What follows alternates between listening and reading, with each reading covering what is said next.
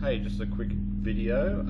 I just wanted to share some thoughts about the amount of genocide that is likely to accompany all these mud flood or natural disasters, or even things that are created, like the amount of effort that goes into wiping out people.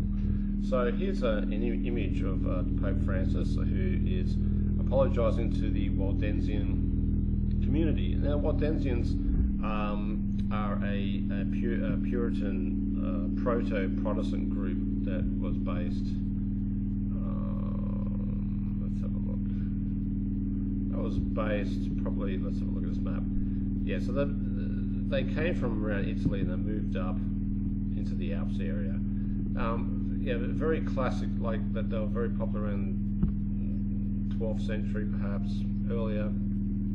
They claim to trace their lineage all the way back to Christ, to the beginning, and they are strong adherents to the Bible. So during the initial Roman, around the 12th century, there was even the early 30th century, they were persecuted by the Roman Church as they were rising up and trying to wipe them out. And the Waldensians, or Waldenese, or however you pronounce it, would hide in caves, and they would try to steer clear of everything. And that's how they survived. And eventually they formed communities in the Americas that embraced these new Puritan religions, as we all know. Another interesting one is the Acadians of Nova Scotia. Now, the Acadians were seen to be set up as it's like a franchise, I would say. I mean, what I mean by that is that sometimes you have, this is in Nova Scotia, Canada, sometimes you have sponsored colonies, you could say, and this was set up by a king of France around the 17th, 16th, 17th century. And you will find, interestingly, that the Acadians are up. This is the map here of what's called the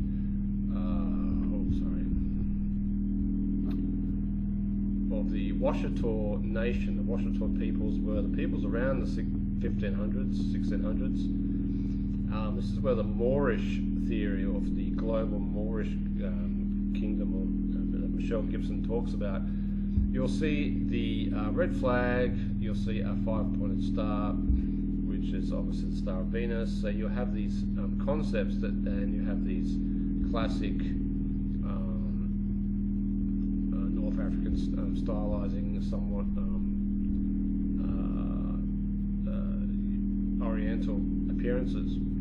But they seem to have most of the actual empire itself had most of eastern United States, present-day United States. But of course, the Acadians were situated around Nova Scotia, which is like annexed. And this is what a sense always happens throughout all of these British East India or French or Vatican sponsored colonies, is that they would be always at the tip of another culture, and they'd somehow try to infiltrate. They had a purpose. Well, the Acadians were eventually wiped out by the French and the British. They would take either side.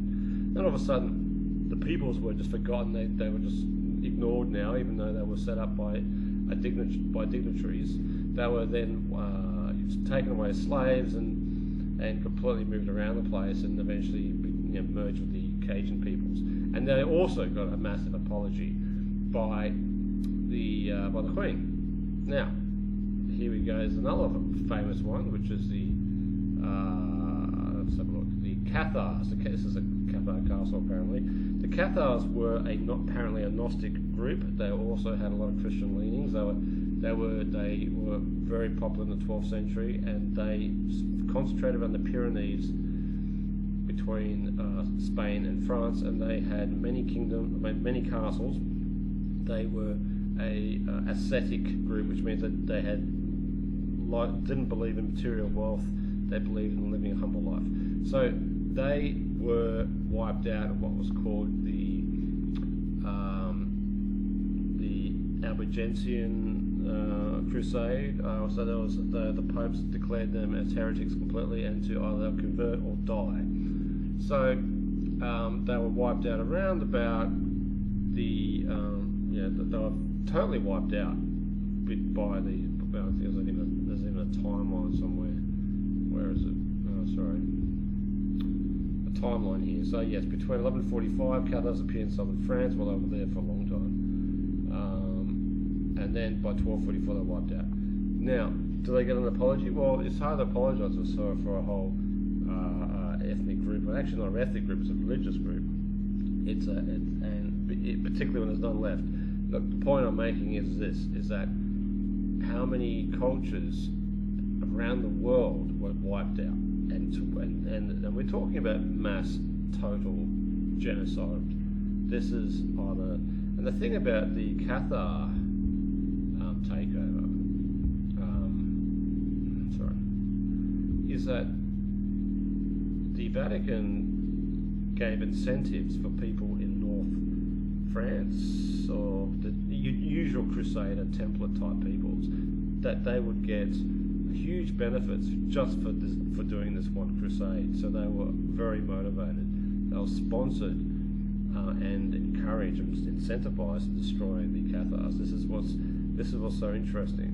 So we have a collaboration between the Vatican and the crusading knights or Templars, which would have all been from all through Europe, Western Europe. So you get this. So you get the mercenaries and you get the Vatican working together. And then, of course, they can't apologise enough for imagine the amount of people that they have sent to oblivion. Yet we've never heard of them again. That's why I think that the archives of the Vaticans really should be the people. That's all I wanted to say. Thanks very much, and have a good one.